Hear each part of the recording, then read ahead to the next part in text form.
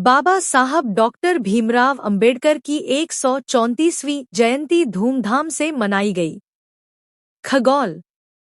भारतीय संविधान के शिल्पकार भारत रत्न बाबा साहेब डॉक्टर भीमराव अंबेडकर जी की 134 डॉक्टर अंबेडकर वेलफेयर फाउंडेशन की ओर से की गई है, जो लगातार हम लोग 4-5 विगत सालों से करते आ रहे हैं। इस बार हमने एक नाम दिया है। इस बैनर के तले हम लोग ये कार्यक्रम कर रहे हैं। इसमें अभी प्रोसेशन निकाले हम लोग, और गड़ीखाना से मुस्तफापुर, नैन चक, दल्लू चक, कॉलोनी, नेवरा कॉलोनी, ये घूमते हुए हम लोग फिर यहाँ पर समापन किए। और अभी ये संबोधन का कार्यक्रम चलेगा। लोगों को बताया जाएगा कि आखिर भीमराव की जयंती हम लोग मनाने का उद्देश्य क्या है। जयंती मनाना एक सिर्फ नहीं है, मनाने का उद्देश्य क्या है, उनके विचारधारा को लोगों को बीच लाना, उनके विचारों को लाना, उन्होंने हमें क्या क्या अधिकार दिया है वो बताने का हम लोग इस मंच से कार्य करेंगे। गेस्ट के रूप में हमारे लोग हैं जो अभी पहुँचे नहीं हैं। डॉक्टर कनौजिया हैं, शशिकांत प्रोफेसर साहब हैं, और भी गण्यमान्य लोग हैं जो आ रहे हैं। और हमारे एक साथी हैं जो यूपी से, लखनऊ से चल के आए हैं खासकर इसी प्रोग्राम के लिए। और हमारे जितने भी वार्ड काउंसलर हैं, हमारे चेयरमैन हैं, सब लोग आ रहे हैं। ये 5वां साल है। हाँ, ये 5वां साल है। एक दो बार नैनचक में किए, फिर 2 बार गड़ीखाना में किए, ये तीसरा बार है, ये 5वां बार ये है। तो ये जो है तीसरी बार है कि आपको स्थान बदलना पड़ रहा है? हाँ हाँ, हम चाहेंगे कि ये सब समस्याओं को देखते हुए, डाक बंगला में काफ़ी ज़मीन है, डिस्ट्रिक्ट बोर्ड का एक ऐसा हॉल बनाए ताकि हम लोग कार्यक्रम के लिए इधर उधर भटकना न पड़े। जिन्होंने देश को संविधान दिया, उनके लिए अगर कोई थोड़ा सा जगह मांगता है तो वे उसका अधिकार होना चाहिए और उनको ज़रूर मिलना चाहिए। बहुत जगह देखे हैं कि बाबा साहब की मूर्ति बैठाई जाती है तो वहाँ तोड़ फोड़ होता है। ये सब थोड़ा गवर्नमेंट को देखना चाहिए कि जिनके चलते ये देश चल रहा है, जिनके लिखे हुए संविधान से, उन्हीं के बारे में ऐसा देखा जाता है। कहीं हाथ तोड़ देते हैं, कहीं गर्दन तोड़ देते हैं। और यही चीज़ विदेशों में देखिए उनको कितना सम्मान मिलता है। जो यहाँ रह के अपने समाज के लिए, अपने देश के लिए काम किए, उनको विशेष जगह नहीं मिलता। नेशनल हॉलीडे भी घोषित किया गया। हाँ, इस बार हम बिहार गवर्नमेंट को शुक्रिया अदा करना चाहता हूँ। नीतीश जी तो इस पर विशेष ध्यान दे रहे हैं। इस बार हम लोग जो इतना धूमधाम से किए, सरकारी कर्मचारी लोग भी ये छुट्टी के रहने के कारण ही मिला। अगर ये छुट्टी नहीं मिलती तो शायद हम इतना समय नहीं दे पाते। इसके लिए धन्यवाद हमारे बिहार गवर्नमेंट को। मोहन पासवान, प्रधानाध्यापक, बालिका मिडिल स्कूल खगौल। मैं प्रदीप अंबेडकर, और एक हमारा ऑर्गेनाइजेशन चलता है धम्मा फाउंडेशन, और हमारे बहुत पुराने साथी हैं और इनके बुलावे पर मैं आया हूं। और चूँकि आज बाबा साहब अम्बेडकर की जयंती है और वो भी 134वीं जयंती चल रहा है ये, और ख़ास तौर पे जो भारत को संविधान देने वाले जो बाबा साहब अम्बेडकर, और इनकी जयंती आज की तारीख में पूरे देश ही नहीं विदेशों में भी मनाई जा रही है। ये राष्ट्रीय नहीं, अंतर्राष्ट्रीय स्तर पर इनकी जयंती मनाई जाती है। भारत के कोई भी महापुरुष की जयंती अंतर्राष्ट्रीय स्तर पर नहीं मनाई जाती सिवा बाबा साहब अम्बेडकर की। दूसरी बात, अगर संविधान के संदर्भ में केवल एक बात कहा जाए कि जब पंडित जवाहरलाल नेहरू अपनी बहन विजय लक्ष्मी पंडित से उन्होंने कहा कि आप सर आइवर जेनिक्स से बात कीजिए कि जिनके द्वारा मैं भारत का संविधान लिखवाना चाहता हूँ, क्योंकि सर आइवर जेनिक्स ने 6 देशों के संविधान लिखे थे, तो उन्होंने सोचा उनसे संविधान लिखवाया जाए। और जब सर आइवर जेनिक्स से जब संपर्क किया गया तो उन्होंने क्या जवाब दिया, उन्होंने कहा कि जो मैंने कई देशों के जो संविधान लिखे हैं उसके लिए मैं आपके भारत के ही एक विद्वान व्यक्ति से मैं परामर्श लिया हूँ, मैं उनसे परामर्श लेता रहता हूँ। कहा कौन वो व्यक्ति है? वो है आपके डॉक्टर BR अम्बेडकर। नेहरू जी को उस समय तब लगा कि डॉक्टर बाबा साहब अम्बेडकर से ही संविधान लिखाया जाना चाहिए। जबकि देखा जाए जो कांग्रेस उस समय नेहरू हो, गांधी जी हो, ये सब लोग चाहते थे कि बाबा साहब अम्बेडकर किसी भी तरीके से संविधान सभा में जीत करके न आ पाए। वो कांग्रेस के लोग जो बाबा साहब अम्बेडकर का विरोध उस समय किया करते थे, आज की तारीख में संविधान ये बाबा साहब अम्बेडकर की जयंती मनाने की होड़ में लगे हुए हैं कि इतनी ज़्यादा हम जयंतियाँ मना लें। जो आज बीजेपी सरकार है, केंद्र सरकार, जिसकी माँ आरएसएस है, आरएसएस के द्वारा 1949 में बाबा साहब अम्बेडकर के पुतला फूके गए थे, पुतला जलाया गया था। अब वो आरएसएस का जो ये है बीजेपी, वो आज होड़ लगाई हुई है जयंती मनाने के लिए। वो लोगों को दिखाना चाहते हैं कि हम बाबा साहब अम्बेडकर के सबसे ज़्यादा भक्त लोग हैं, अनुयायी लोग हैं, उनको मानने वाले लोग हैं।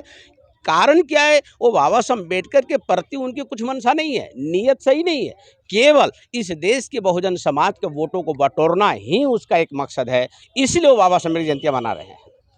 और बाबा साहब अम्बेडकर ने संविधान के अंदर जो चीज़ें दी है, जो उन्होंने दिया है, इस देश के लोगों को दिया है, और इन सरकारों के द्वारा बाबा साहब अम्बेडकर को केवल दलितों का मसीहा, दलितों को मसीहा, दलितों को मसीहा करके प्रचारित करने का काम किया।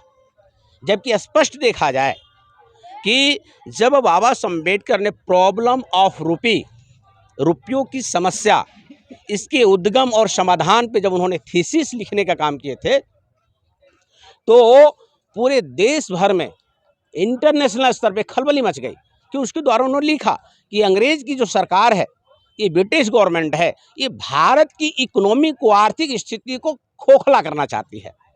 तो ब्रिटिश सरकार की बदनामी जब होने लगा, तो ब्रिटिश सरकार ने एक कमीशन बना के भेजा भारत में, एक जांच कमीशन, कि क्या सही बाबा साहब अम्बेडकर ने जो थीसिस लिखा है क्या सही है, क्या गलत है। और बाबा साहब अम्बेडकर उनके सामने में बातें भी दमदार तरीके से रखा। इसका रिजल्ट क्या हुआ? उन्होंने समाधान भी दिए थे बाबा साहब अम्बेडकर ने। इसका समाधान यही है कि जो ब्रिटिश गवर्नमेंट भारत की अर्थव्यवस्था को खोखला करने पर तुली हुई है, इसका एकमात्र समाधान है कि भारत में रिजर्व बैंक की स्थापना किया जाए। और 1 मई 1935 को रिजर्व बैंक की स्थापना किया गया। मतलब इतना बड़ा योगदान दिया कि ये देश के लिए योगदान है, देश के लोगों के लिए योगदान है, और उनको अब दलितों को मसीहा कर रहे हैं। बाबा साहब अम्बेडकर जब एमएलए थे मुंबई में लेजिस्लेटिव मेंबर जब वो थे, तो उन्होंने पहले बिल रखा था। जब देखा कि भाई चाहे गवर्नमेंट में महिलाएं ड्यूटी कर रही हो या फैक्ट्रियों में, कंपनियों में ड्यूटी कर रही है, तो जब वो प्रेगनेंसी के समय में उनको छुट्टी कर दिया जाता था, क्योंकि उनको बिठा करके पैसे देने पड़ेंगे। ये बिल रखा गया था कि प्रेगनेंसी के टाइम में महिलाओं को खास तौर पे उनको पूरा का पूरा भुगतान किया जाए, उनको घर बैठे भुगतान किया जाए, और ये भुगतान करने की जिम्मेदारी सरकार की होनी चाहिए। क्या महिला दलितों को फायदा मिला उसका? क्या ब्राह्मण की महिलाओं को फायदा नहीं मिला? सारे देश की 50% महिलाओं का आबादी को फायदा मिला इसका। और केवल दलितों को मसीहा बांध कर रखना चाहते हैं। ये एक तरीके से एक गलत प्रचारित किया जा रहा है, उनकी नीयत सही नहीं है। अभी आप देख लीजिए, कल की तारीख में ही पटना में ही बाबू सभागार में कार्यक्रम किया गया, भीम संवाद, और दिया क्या गया? मैं दलित हूँ। हर बैनर पोस्टर में डालिए, हर बैनर पोस्टर में दलित हूँ करके ऐसा डाला गया। क्योंकि आप दलितों को नेता बनाना चाहते हैं। जिनको सर्वमान्य नेता है, इंटरनेशनल स्तर पर बाबा साहब अम्बेडकर की मान्यता है, उसका उदाहरण 2004 में कोलंबिया यूनिवर्सिटी ने अपना 250वीं वर्षगांठ मनाए। मतलब कोलंबिया यूनिवर्सिटी के स्थापना के 250 साल पूरे हुए, तो उसको 250वीं वर्षगांठ मनाए। और 250 साल में उन्होंने देखा कि हमारी यूनिवर्सिटी में 250 साल में कितने विद्यार्थी पढ़े। उन विद्यार्थियों में जो अपने अपने देश में एक महान योगदान देने का काम किया है, ऐसे 100 विद्यार्थियों की एक लिस्ट बनाई, 100 विद्यार्थी सूची बनाई, और 100 विद्यार्थियों में से नंबर 1 विद्यार्थी डॉक्टर बाबा साहब अम्बेडकर का नाम लिया गया। नंबर 1 100 विद्यार्थियों में, कोलंबिया यूनिवर्सिटी के 250 साल के इतिहास में। और डॉक्टर अम्बेडकर उपाधि दिया गया the founding father of modern India, आधुनिक भारत का पिता। अब ऐसे आप हस्ती को आप दलितों को मसीहा बता रहे हो। तो आज जो बाबा साहब अम्बेडकर पहचान जो पूरे इंटरनेशनल स्तर पे है, और बाबा साहब अम्बेडकर ने उस पहचान को और बेहतरीन बनाने के लिए देश के अंदर लोगों की बहुत बेहतरीन चीज़ है, जो इस देश के अंदर बौद्ध धर्म समाप्त हो गया था और उस बौद्ध धर्म को पुनर्जीवित करने का भी काम बाबा साहब अम्बेडकर द्वारा किया गया। तो साथियों, ये कहने का मतलब इसमें यह है कि जो बाबा साहब अम्बेडकर इंटरनेशनल स्तर पे अपनी छवि बनाने का काम किया, भारत की पहचान देने का काम किया, भारत का संविधान देने वाले व्यक्ति है और संविधान के अंदर जो चीज़ें उन्होंने दी है उस पर आज की सरकारें चल नहीं रही है। मैं उदाहरण के तौर पे आप कह सकता हो, आप संविधान के अंदर मौलिक अधिकार जो धार्मिक स्वतंत्रता का अधिकार है, धार्मिक स्वतंत्रता अधिकार है, और उस धार्मिक स्वतंत्रता अधिकार में आर्टिकल 26 हर धर्म के संस्थानों को मैनेजमेंट करने का अधिकार है। आर्टिकल 26 के तहत मैनेजमेंट करने का अधिकार है। मगर आज क्या हो रहा है, बीटी एक्ट 1949 को सरकार निरस्त नहीं कर पा रही है। क्यों नहीं कर पा रही है? 1949 में बीटी एक्ट बना और आज जो है संविधान के आर्टिकल 26 के तहत मैनेजमेंट का प्रावधान जो बौद्धों को मिलना चाहिए वो नहीं दिया गया। तो एक तरीके से संविधान के विपरीत काम हो रहा है। संविधान के आप देखिए आर्टिकल 326 लोगों को वयस्क मताधिकार देता है, एडल्ट फ्रेंचाइज, कि जिसकी उम्र 18 साल हो वोट देने का अधिकार है, वो मताधिकार है। मगर आज का चुनाव आयोग, आज का शासन प्रशासन क्या प्रचार करता है? मताधिकार प्रयोग नहीं करता, मतदान मतदान मतदान करके प्रचारित किया जाता है। आप शब्द मताधिकार को मतदान में तब्दील कर रहे हैं, तो लोगों को आप क्या बताना चाहते हैं? लोग क्या समझाना चाहते हैं कि क्या जो मताधिकार है क्या वो दान है?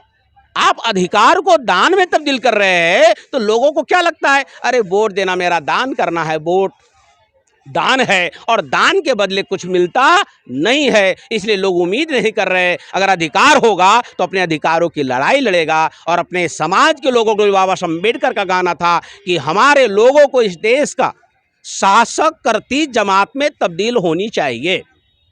और जब बाबा साहब अम्बेडकर के अनुयायी लोग, उनके मानने वाले लोग, इस देश के खास तौर पे बहुजन समाज के लोग, बहुसंख्यक लोग, अगर इस देश के अंदर वो समझ गया, अगर ये सोच गया कि अगर हमारा अधिकार है, वोट देने का अधिकार है, अगर इस अधिकार को अगर समझ गया तो निश्चित तौर पे इस देश का शासक बनेगा। और इसकी लड़ाई हम लोग लड़ भी रहे हैं। और यही संदेश बाबा साहब अम्बेडकर की जयंती के अवसर पे हम इस समाज को देना चाहते हैं, ताकि बाबा साहब अम्बेडकर की विचारधारा हर जन जन तक फैले। और इसी मकसद के तहत मैं आज के कार्यक्रम में उपस्थित हुआ हूँ।